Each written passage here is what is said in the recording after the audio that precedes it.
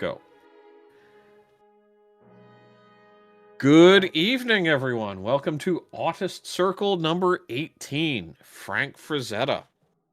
I'm joined, as always, by Total Blackout Painting, known as Fat Dave to some, known as Cat Master to others. I'm the cat daddy, for sure. Oh, hello. So, yeah, today we're going to be talking about Frank Frazetta, who is, in my opinion, he's one of the most important American artists of the last half of the century. He's done more to influence culture and shape how modern pop culture and modern culture looks at art and artists. He more than he's so important, and he's done such an impressive job of influencing and printing himself into culture that he'll never be forgotten. But so with that being said, I didn't put the timeline in here like I normally do, because he doesn't really fit on the art movement timeline per se. You know, he's they haven't considered, comic books haven't really been considered high art, or and the comics art wasn't really considered very fine art really until Frank came along. And we'll cover that throughout the course of this, but first thing, we're going to jump over to the basic biography here. Let me get into the scene. Make sure go ahead and say something real quick, Bleach. I want to make sure my Discord's working right. Making sure that your Discord is still working. Countdown in 5, 4, 3, 2, oh, whoa. Right. I'm just double checking because this will be the first time that we have that I have not fucked up the sound. Anyhow, so Frank A. Frazetta was born on February 9th, 1928 in Sheepshead Bay in New York. His father, Alfonso, was a construction worker, and his mother was a stay-at-home mom. And early on, his mother recognized his talents early on, and I'll show you a picture. This is a painting he did when he was 7 years old. 7 years old. Yeah, that's wild. It's mind-blowing. His use of shadow, his already at 7 years old, his ability to understand the light and the shadow it's more impressive than I can even talk about. It's so amazing.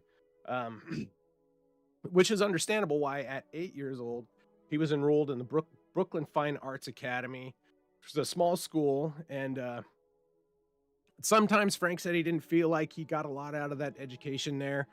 But then he talked a lot of shit. So he said, I didn't feel like I got a lot of, but he really did. He learned a lot of anatomy and composition, and he made a lot of good friends there. So it was really foundational to his training as an artist, and it really, with a foundation like that, it really makes sense why he ended up being the amazing artist that he was.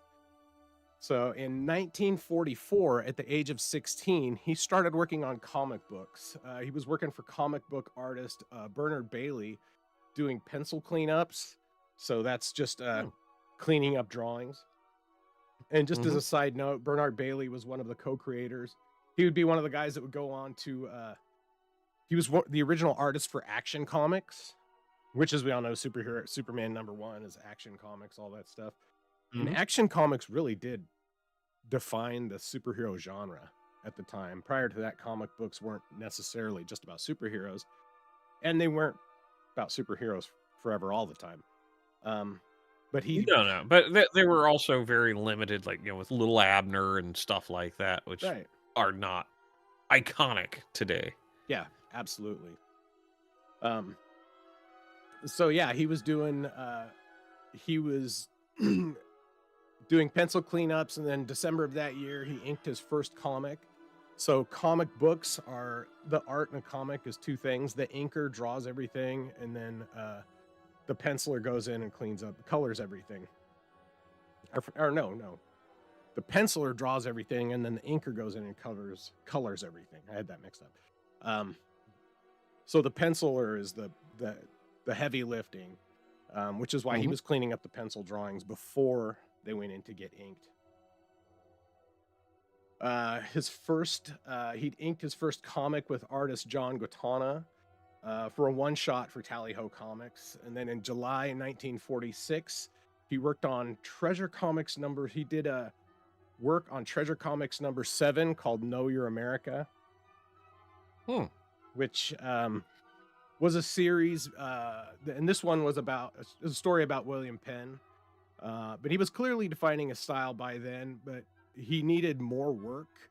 Uh, he needed to work on the distinction more to make himself stand out more in the comic world.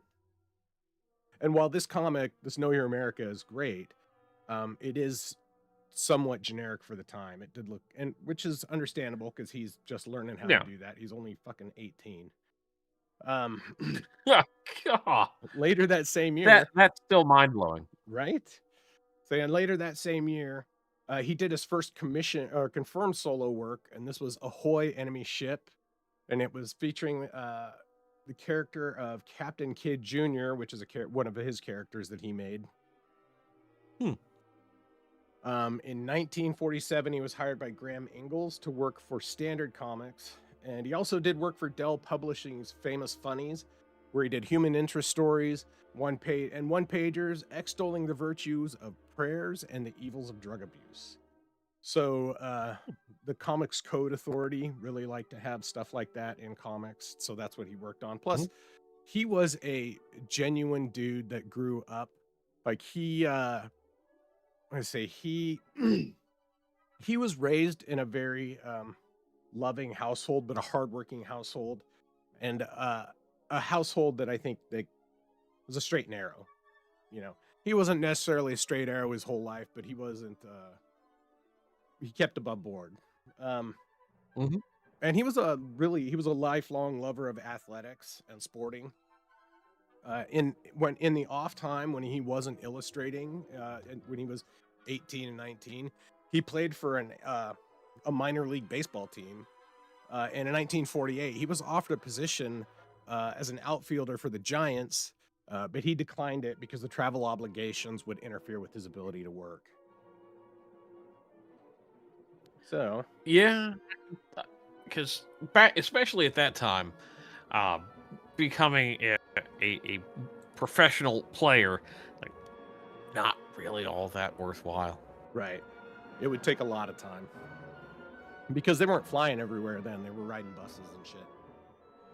Oh, hell, I remember there's a can't remember the football player's name, but he was an over the road trucker in the off season. Oh yeah, yeah. I mean, that wasn't it wasn't the same thing. Sports wasn't the same thing then as it is now. There wasn't multi-million-dollar contracts and outrageous fortune stuff like that, unless you were one of the really, really top players. So Yeah. anyhow, um, so that was up to the 40s. We're gonna jump over to the 50s now, and him meeting his wife. So the life of a young artist, as we've covered time and again, is a period of great uncertainty. In the 50s, Frank was working steadily because he had got illustrating jobs, steady illustrating jobs. He wasn't famous yet, but he was really well known in the comics industry. He worked on Hmm. books, magazines, comics. He did all sorts of stuff. And he was doing comic strips and illustrations on a variety of topics. And during this time, he sharpened his speed, clarity, and really began to believe in himself. Frank was a bit of a procrastinator. He would often wait to the last No. minute to get shit done. And so he had to work on his speed. He had to refine his speed uh, because he couldn't manage his time well. So that was one thing. In 1952, he secured a job working on the comic strip Johnny Comet, which was an action comic at the time. And he Mhm. met, also at that time, he met Eleanor Doris Kelly and they began dating. In 1954, Al Cap hired him to ghostwrite for Little Abner comics. So, like you said earlier, he actually was a ghostwriter for Little Abner for a while, Wow, that's kind of cool. right? And in Wait, 1955, oh, go ahead. Which it's if people are unfamiliar with Little Abner, it is kind of an interesting political satire at times. So it's very dated as well, but it does have some interesting features. Yeah, it was an incredibly popular comic at the time. It was syndicated across the nation in newspapers across the nation. Little Abner was a cultural phenomenon. Um, I mean, yeah. so in Keep going. 1955, his first solo cover would appear for EC Comics for Weird Science Fantasy number 29, and that's this one here. And then in 1956, Ellie and Frank would be married on Sadie Hawkins Day, which is funny because Sadie Hawkins Day originated from Little Abner comics. Um, and Ellie would go on to be the stabilizing force in his life for the next 50 years. Like Joe Hopper and Betsy Wyatt, she was a great admirer of Frank's works and talents, and she managed his business affairs and kept him in line. Hmm. He probably would have missed a lot more deadlines if it wasn't for Ellie. She was on his back. His granddaughter and daughter would go on to say that some of their biggest fights were over her trying to get Frank to just do his fucking work. but he was busy doing other stuff, like playing with the kids and whatnot. So, but Ellie was very different from Joe Hopper and say Gala Dolly, because she was more like Betsy Wyeth, who was a loving partner and an incredible parent, an incredible mother to their children. So, jump to the 60s here. And this is Frank's self-portrait. He painted this portrait after one day he went in to talk to a publisher, and it was very easy for artists to get exploited back in those days. Frank himself had to give up a lot of his originals to these places. They would ask for the originals along with the proofs for his work. And so some of his earliest works, they don't actually have the copies of anymore because they were retained by the publishing houses. So one day Frank went in to talk to one of the publishers about getting his art back. And he ended up getting thrown out. And in fact, the police were called because he was so angry. He got into such an argument with them over his work and he was furious. And he came home and he saw himself in the mirror and just saw the rage and the fury in his eyes and thought, I got to paint that. And so he did. And that's what this painting is. And it's one of the most iconic images of Frazetta, done by his own hand, of course. So in 1961, Frank had a bit of a falling out with Al and started a freelance career. And Worth was not as super forthcoming as he'd hoped. It was a little different when he was just doing illustrations for comic books or inking and penciling and stuff like that. But now that he'd transitioned into more into a more higher tier of art, he was hoping he'd get more work. But it wasn't as forthcoming at the time. And so he ended up working for men's magazines, like Dude magazine was one, which is funny. I just had to find these covers because I think the old men's magazine covers are fucking hilarious. He worked for Dude. He worked for Cavalier. There's another magazine that he worked for. Another one was called Gent, but I don't have a picture of that. But anyhow, so in 1963, Frank was invited to help on several covers for Edgar Rice Burroughs, which would eventually lead to him doing his own covers. So let's see. So this is he did lots of Tarzan covers, and this is the Monster Man, Tarzan of the Apes. And so in 1964, he started working with James Warren for James's magazine. His magazines Creepy and Eerie. And then this was also when he created Vampirella too, who was one of the most iconic female characters in all of comic books. Almost everybody knows who Vampirella is. Frank created the imagery for her. And that would happen. He did that in 1969, I believe, is when she was first put out. And Vampirella would Nice. eventually go on, like this outfit would go on to kind of inspire Princess Leia's outfit in Star Wars in The Return of the Jedi. And also Sean Connery and Zardoz. Yeah. Oh man, yeah. Yeah, that image will be burned in your brain. Yep. So in 1965, he was commissioned to do a movie poster for Woody Allen's new movie, What's New, Pussycat? So he drew this, and he would actually end up going on to draw quite a few movie posters at the time. He became very popular in Hollywood for it. And the difference is that he earned a shit ton of money for these. Instead of just, a little piecemeal contract, of course, because it's Hollywood, they just threw fucking money at him. This painting or this poster earned him $4,000, which was a whole year's worth of work. And that was an incredible amount of money in 1965 to hand to an artist. Oh, yeah. If you listen to recountings from his children about it, his son Frank said, Dad brought home this check and opened it up and looked at it and was like, oh my goodness. And he couldn't believe it. So then they bought a color TV. They bought a tiger striped couch. They bought a bunch of nice new stuff because they'd been having a hard time paying the bills. But also through this time, through the 60s, him and his wife had 4 children. Frank Jr., born in 1960. Victoria, who's born in 61. Eleanor in 63.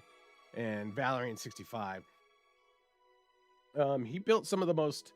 He had some of the most masculine and savage imagery of the world while raising a family. He was an incredibly dedicated and loving father. And in reality, his family was the center of his world. He lived for his kids.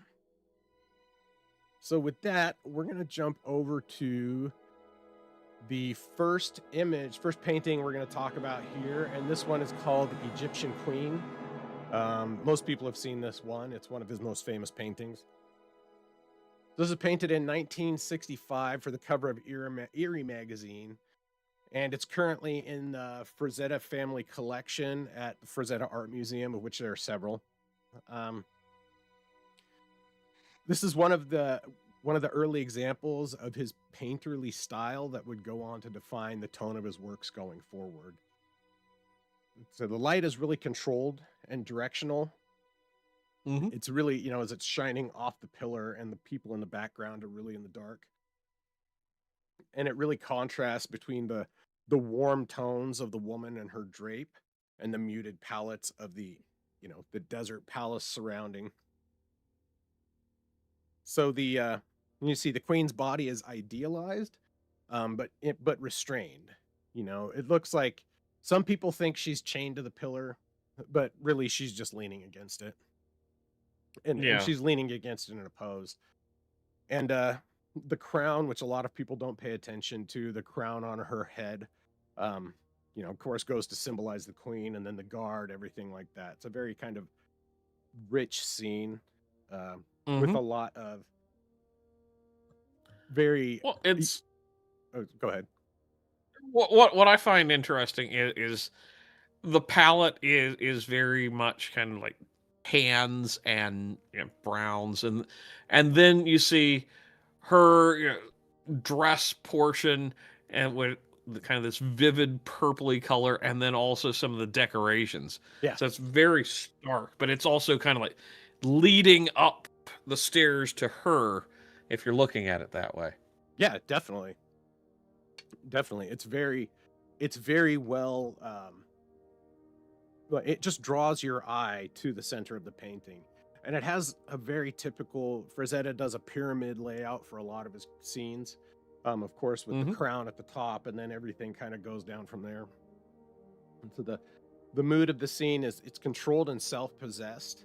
Unlike the barbarian action, unlike the actions of the barbarian scenes and the action covers, like the brutal masculinity of his work with Conan and Tarzan, it gives away to a more of a classical composition here, where she's posing for the camera, and it's not an actual, like, in the moment someone's getting their head chopped off scene.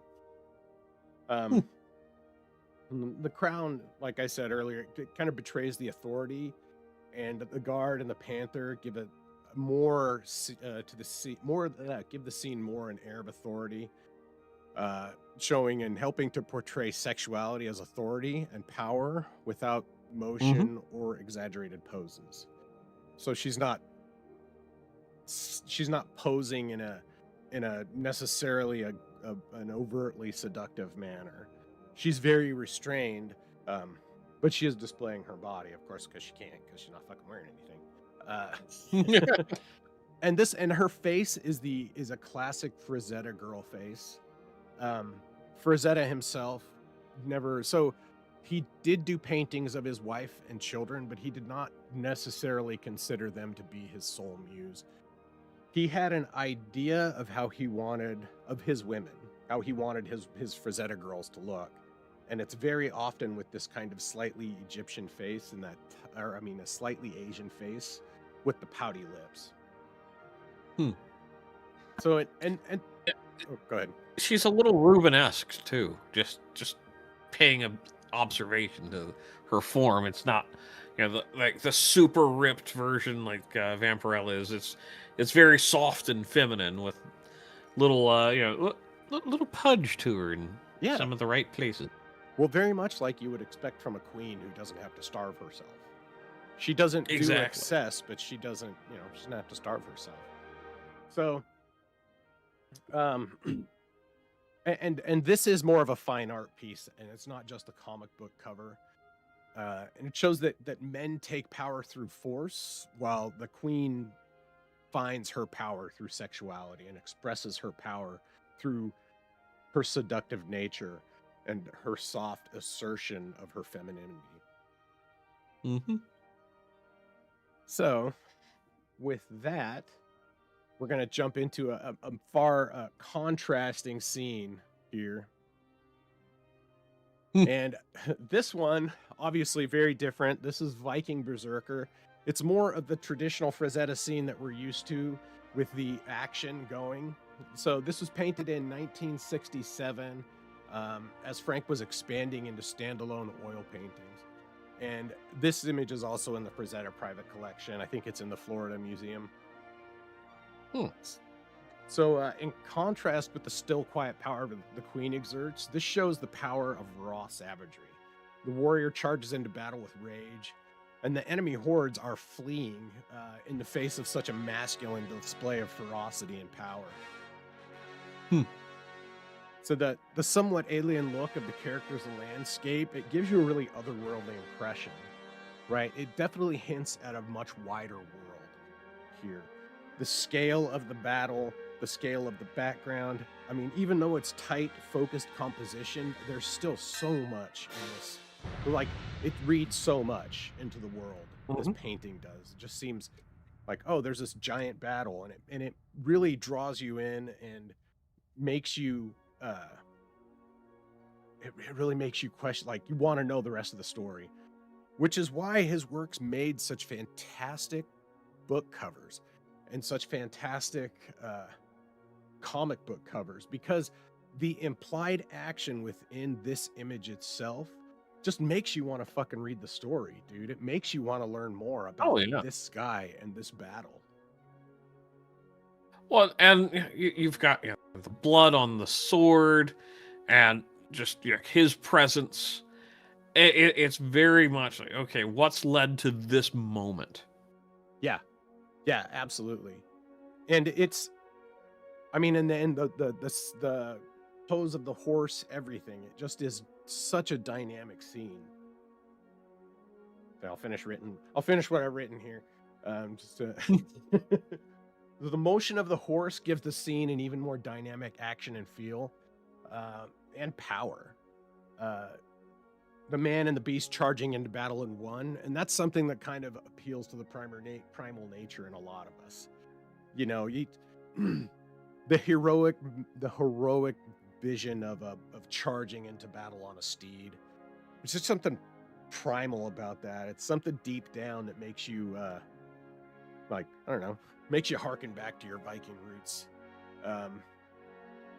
And yeah, this one was pre-Conan. This was before he did Conan. This was actually for, it was used on the cover of another book, or of a magazine. It wasn't Conan.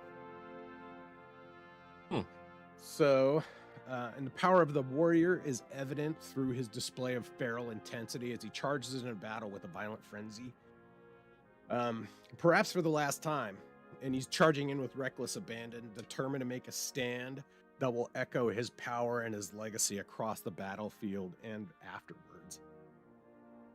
And throughout the work, the musculature of the characters really highlight his mastery of anatomy.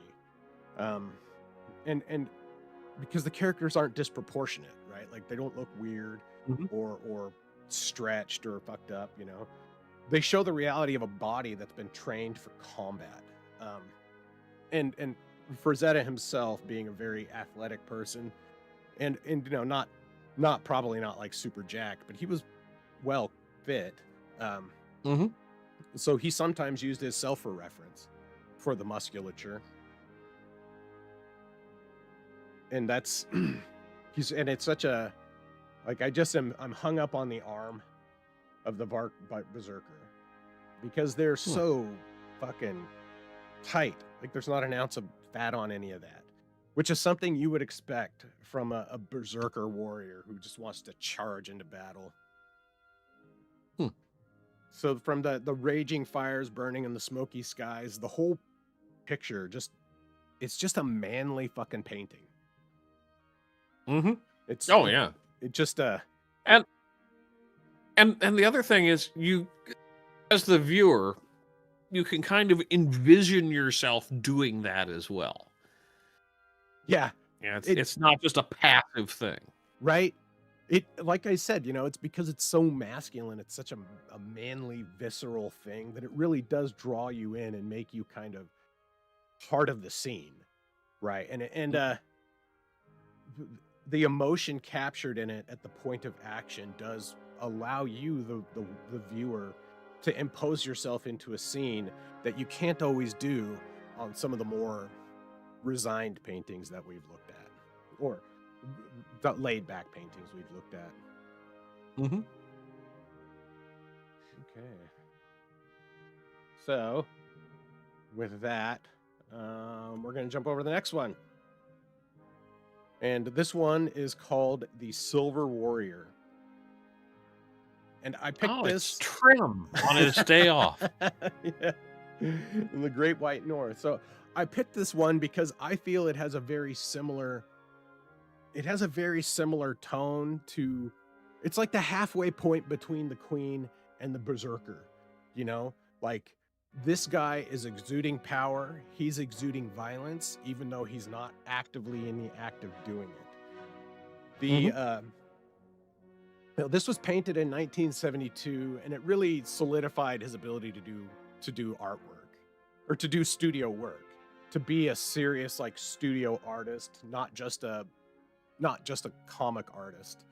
And it shows a warrior leading a team of polar bears across a landscape on a sled, and it's a very dynamic scene. The mountains emerging from the clouded horizon imply a much larger frozen landscape in a foreign world. Like all of his scenes really, they're fantastical, and not just in the fact that they're fantasy, you know, like old sword and sorcery kind of stuff, but that they're a fantasy of an entirely different world, a different place. So the crashing snow and the implied movement of bears and the warriors and the flowing hair creates the dynamic image of a very powerful warrior. The muscles holding onto the sled, and like who else has a team of fucking polar bears but like the ultimate badass? And especially when the polar bears are still kind of actively, like it looks like this one's getting ready to kind of wrestle with that one a little bit, which you would understand for polar bears. But the implication that this guy, also he's huge too, because if these are polar bears, he's gigantic, which could be another thing. The musculature on this guy and his armor and the details, I could not get super high res images of these paintings because they just don't really exist online. Mhm. Which is understandable. They're all under copyright, right? So they don't want to have Yeah. their shit all people taking it and making their own posters. So Mhm. they don't put out a lot of high res imagery of it. That's a real common thing with That's fair. yeah, it's a common thing with a lot of uh artists whose work is still under copyright. So another thing, in contrast to the Berserker, the imagery portrays raw power and the raw power and masculinity of the warrior outside of battle. Of a Mm. formidable warrior, he exudes power removed from the battlefield, but he's not unfamiliar with it. You can see he's probably on his way to fight someone right Mhm. now. Yeah. He's on his way to Nah, kick someone's he's ass just at this bear moment. wrestling. Yeah. He's taking his bear sled over to beat the hell out of some guy who was talking shit. And it's a very dynamic scene.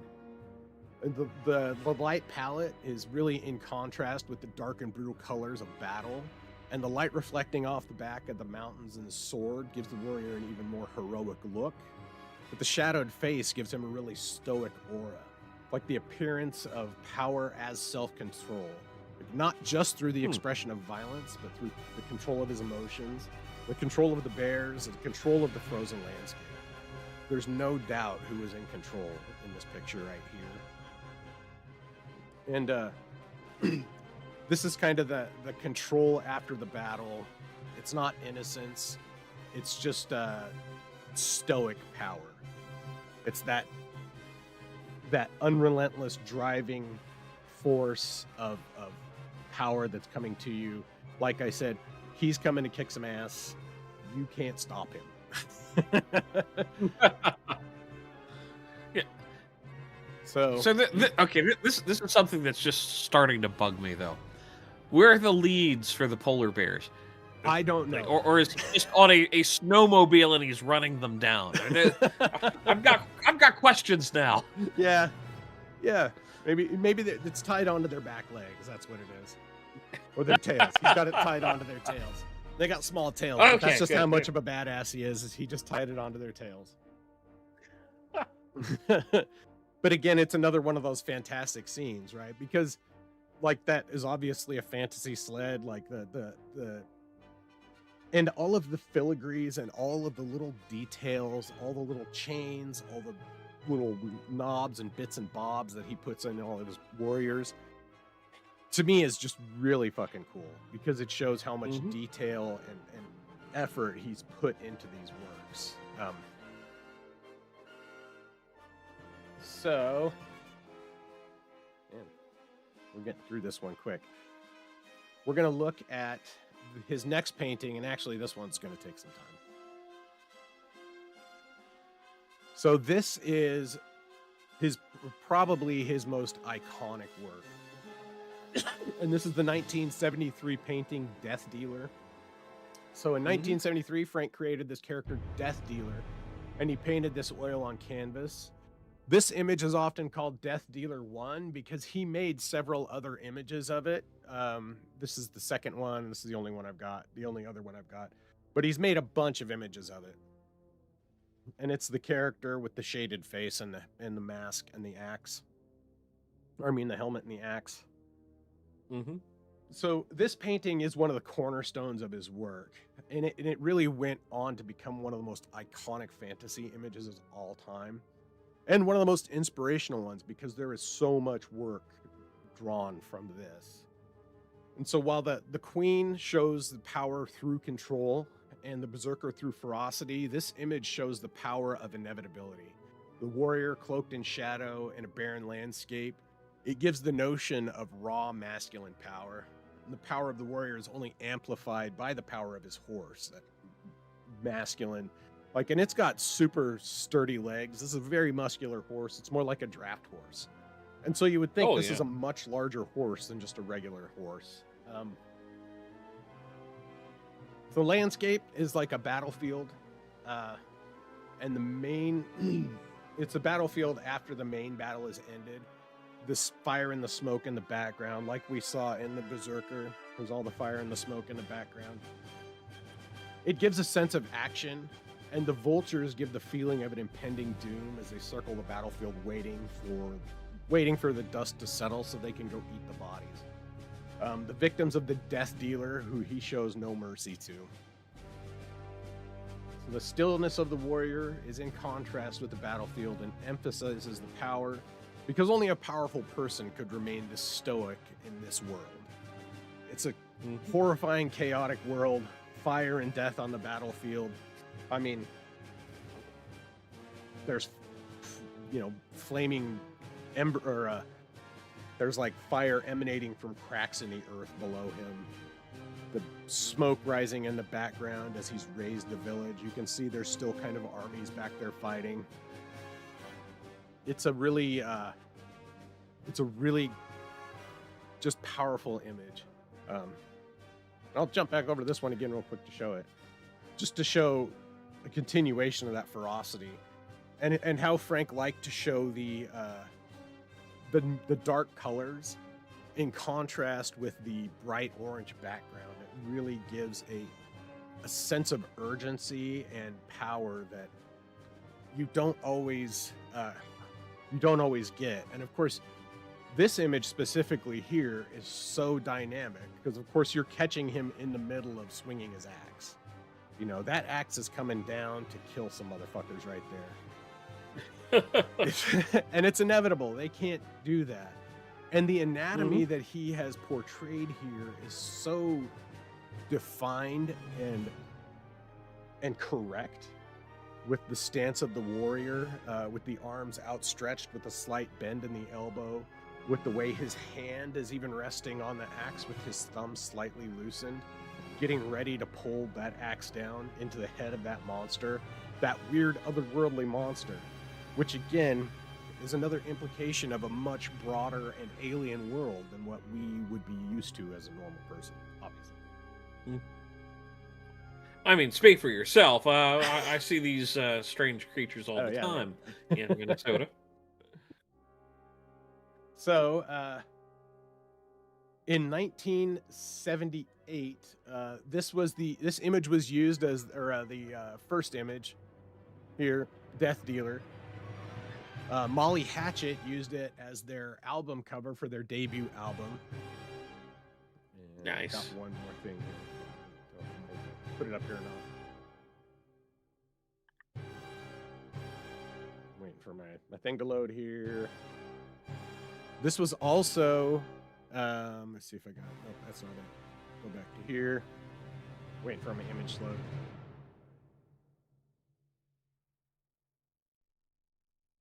See if it's going to. Anyhow, this was adopted as in 1985 was adopted as the mascot for the three-eyed armored corps of the army. And a bronze statue of this was a full-size bronze statue of it was put up at Fort Hood. And there we go. I found it. I just got to get it over here. There we go. So this is currently at Fort Hood in Texas, which is just awesome. And they did such a good job with the chainmail, and then it has all of the little, the bangles and shit hanging off the chains and stuff hanging off the saddle. The axe looks so cool. The horse is super muscular, and it has the fuzzy hoofs. Yeah, the fetlocks, for draft horses. Yeah, it's a really, himself, it's a very menacing look. And an incredible mascot. Of course, they changed. This is the Three Eyes logo here.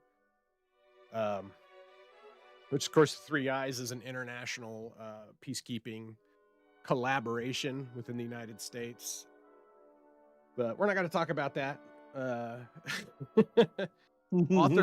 Author James Silke would write a series of novels about the Death Dealer character that spanned 5 books that went from 1990 or 1988, and the last one was done in 2005. In 1995, Glenn fucking Danzig uh, of Danzig fame, from the Misfits, the OG, the best iteration of the Misfits, in my opinion. He wrote a 4-issue comic series based on Death Dealer that was actually illustrated by Simon Bisley, who is one of my all-time favorite comic book artists. Um, Hmm. and I have a lot of pictures here still, so I didn't put any of those in there, but he is phenomenal. He has such a you can see the influence of Frazetta and Boris Vallejo in Simon Bisley's art. Um, it was also Liam Sharp also did some of the work on one. He did work on 2 of the issues, and then Arthur Sudayam did the last one, or Suyadam did the last one.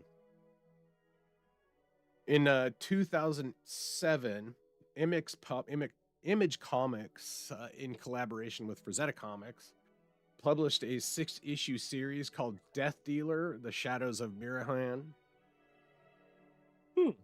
And this character started as this painting, and it has cultural impacts that are so big. Like, even today, obviously, we're seeing influences of this in modern media and pop culture even today, and a lot of the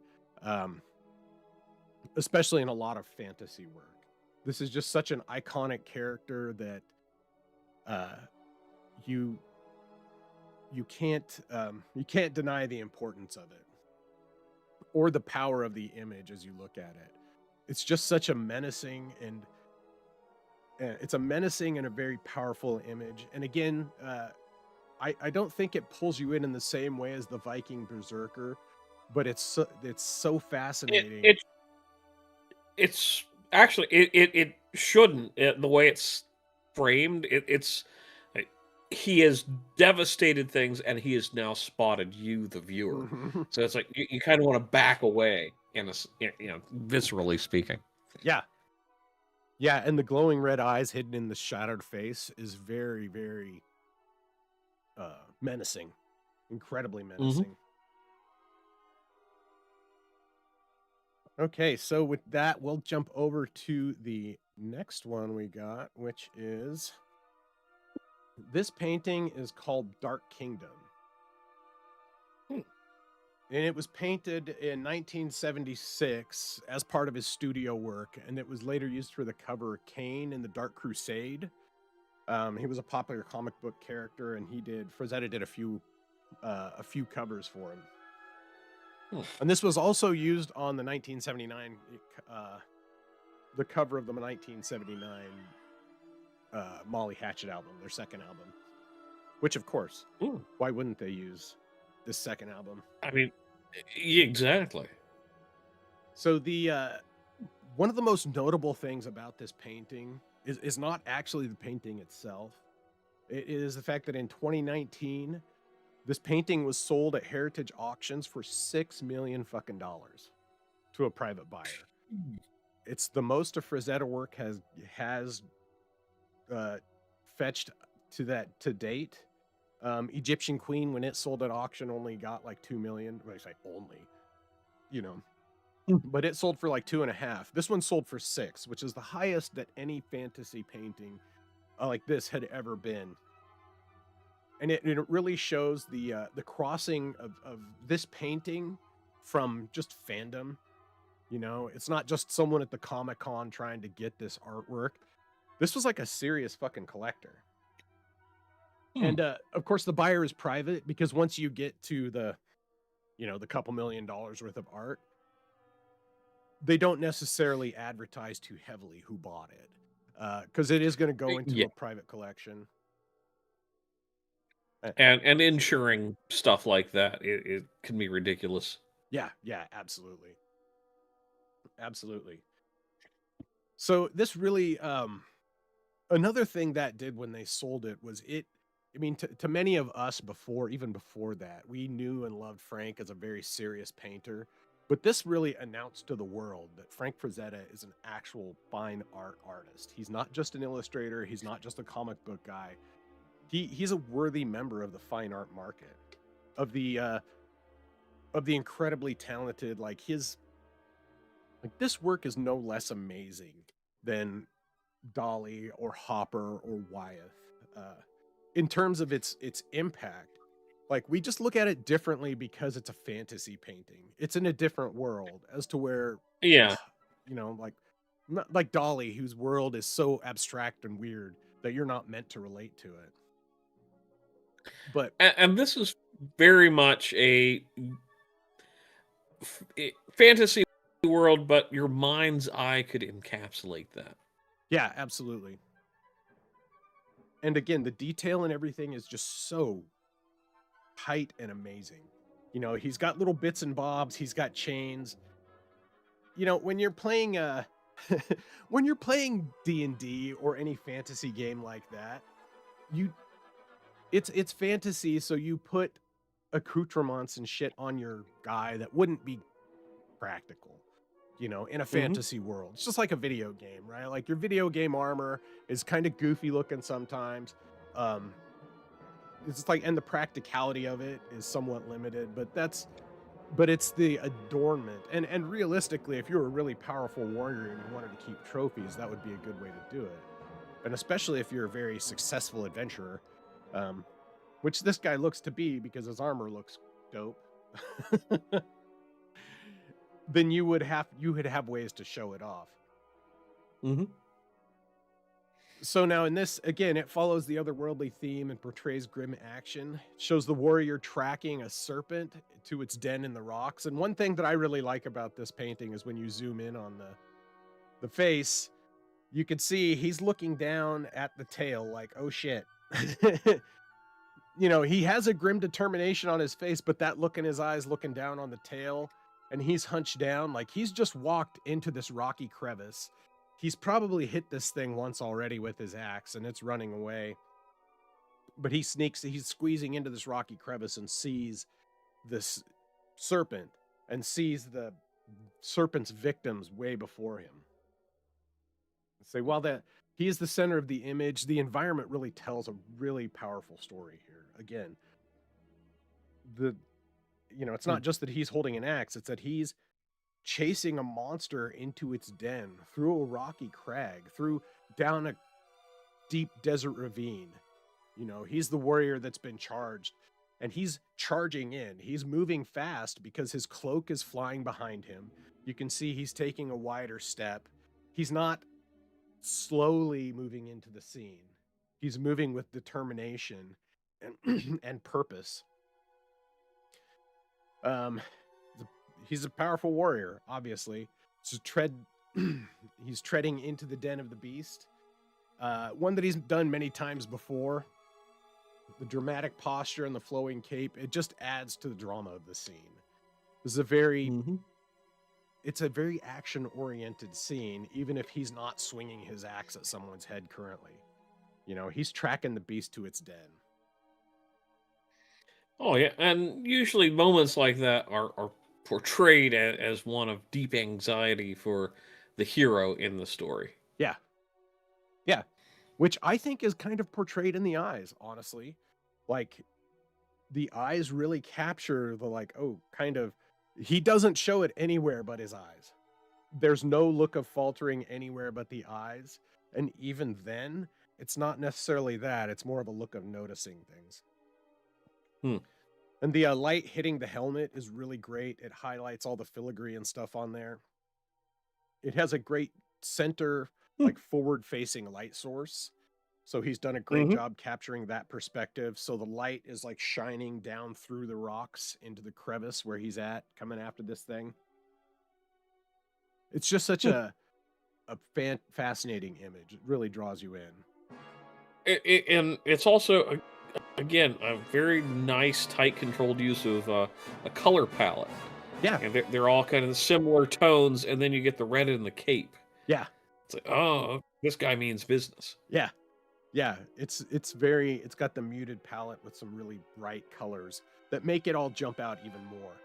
It makes the light highlight, the light shining off of his muscles, like the veins, the rippling muscles. It makes them stand out just that much more. So that's going to be the last painting we talk about. We're going to go in and finish up talking about Frank's life here.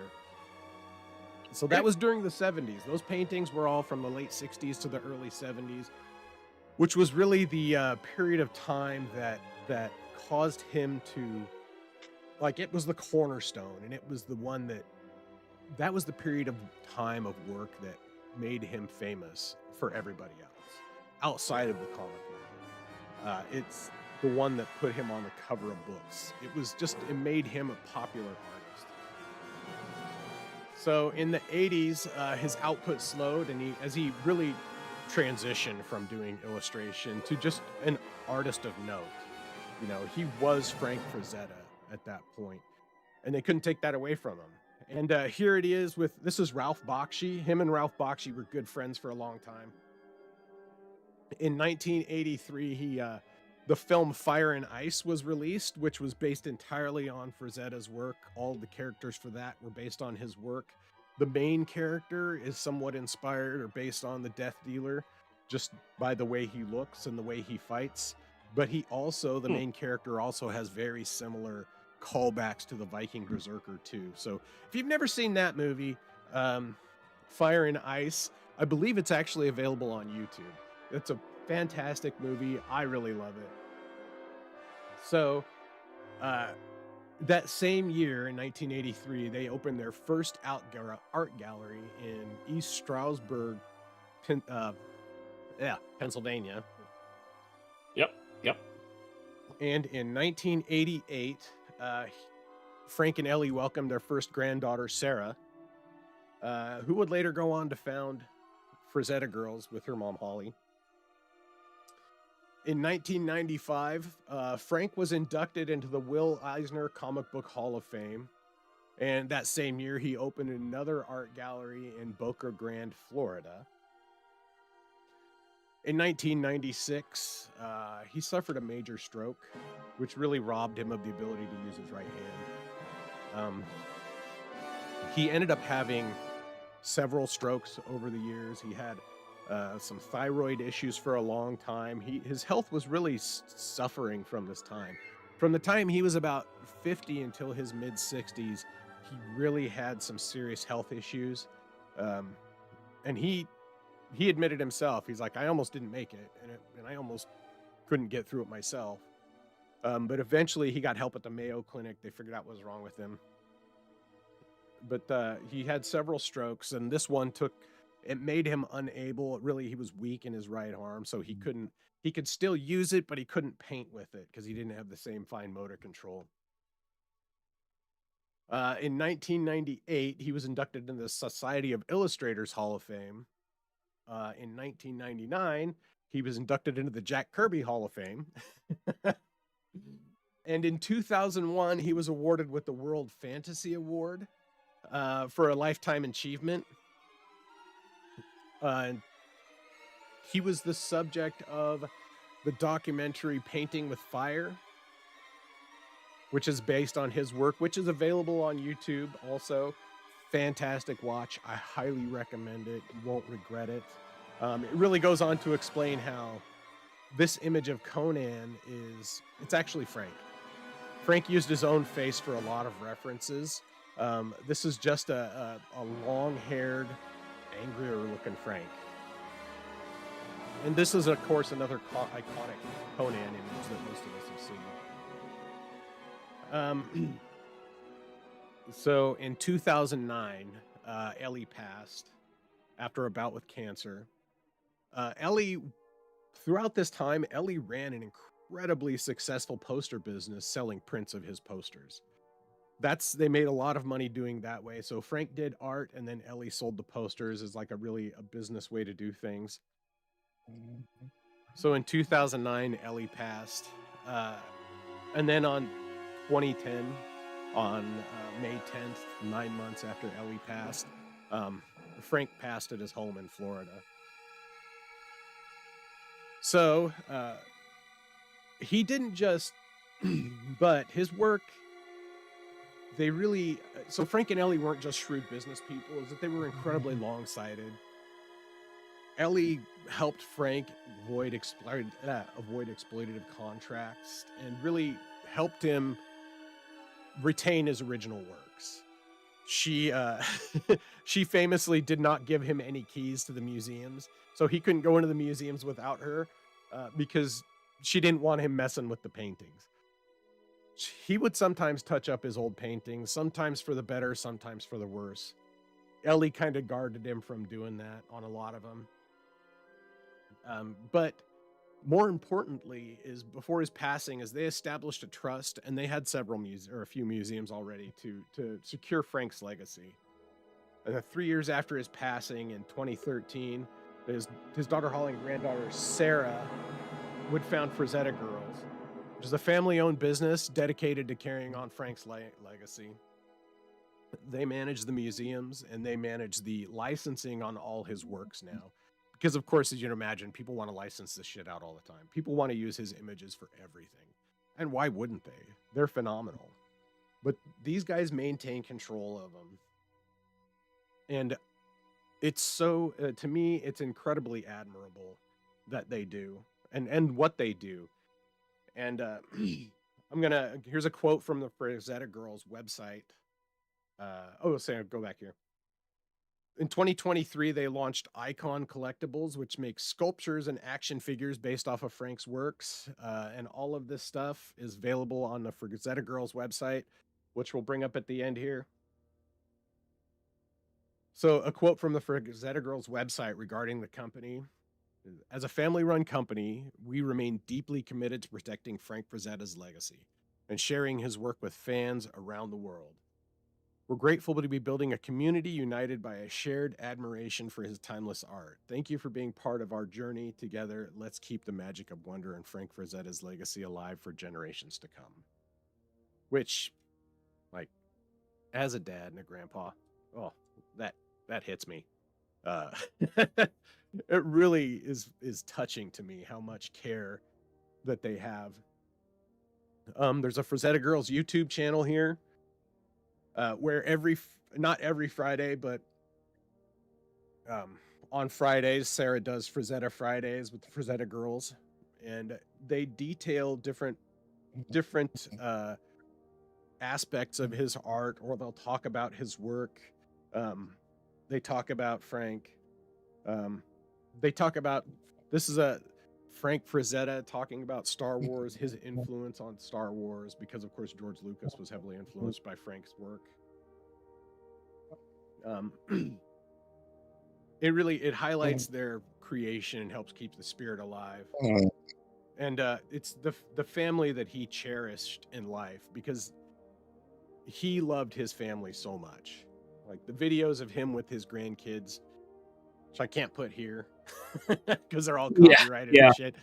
You know, but in that documentary, the Painting with Fire documentary, it really highlights how much he was loved by his family, but his friends too. You know, he had lifelong friends. Like this picture of Ralph Bakshi, he was friends with Ralph Bakshi until the very end, until the day he died. They were close friends. He had a group of friends when he was younger. They had a group of artists. And I didn't talk about this, but they had a group of artists in the 60s called the Flegel Gang. That's what they called themselves. And it was him and like 5 other artists. And they would work together on different art projects to help each other and help fix each other's paintings. Or if they had something due coming up here and they were behind, the guys would jump in and all work on it together. Mm-hmm. So very cool. You can go to frazettagirls.com. From there, you can order prints of his work. There's apparel, t-shirts, all sorts of stuff. The Icon collectibles are really cool.